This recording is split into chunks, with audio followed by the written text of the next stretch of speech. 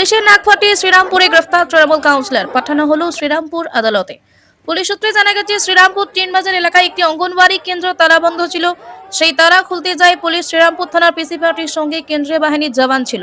শ্রীরামপুর পুরসভা ১০ নম্বর ওয়ার্ডের তৃণমূল কাউন্সিলর রাজেশ শাহ ওরফে কুকুয়া তালা খুলতে বাধা দেন। পুলিশের সঙ্গে এ নিয়ে বচসার সময় হঠাৎই পিসি পার্টির একজন এএসআই নটরাজের নাকে ঘুষি মারে কাউন্সিলর।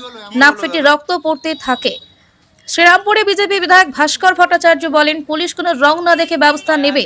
তৃণমূল কাউন্সিলর রাজেশ শ্রীরামপুর থানা থেকে আদালতে যাওয়ার পথে বলেন, পাড়াই সমাধানে একটি অঙ্গনওয়াড়ি কেন্দ্র করা হয়েছিল, সেটা দখল নিতে চেয়েছিল বিজেপি সিপিএম। এটা নিয়ে একটা ঝামেলা হয়। কিসের সঙ্গে একটা ঝামেলা হয়েছে, কিন্তু কারো গায়ে হাত দিইনি। আমি আর আমার স্ত্রী ওয়ার্ডে লিড হয়েছে, তাই সেই রাগ থেকে রাজনৈতিক প্রতিশোধ নেওয়া হয়েছে। আহত পুলিশ কর্মীর চিকিৎসা হয়েছে হাসপাতাল।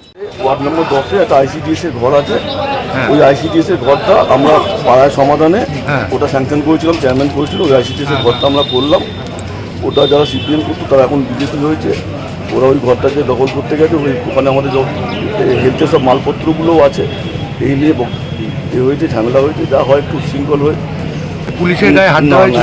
না, এরকম নয়, হয়তো ঠেলাঠেলিতে তো হতে পারে, সেটা আমি জানি না।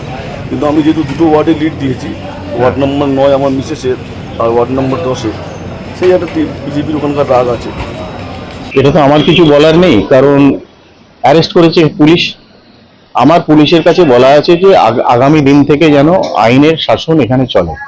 এবার সেই আইনের শাসন রাখতে গিয়ে তারা কোথায় কি করবেন, কাকে অ্যারেস্ট করবেন বা কাকে ইন্টারোগেট করবেন, সেটা তাদের ব্যাপার।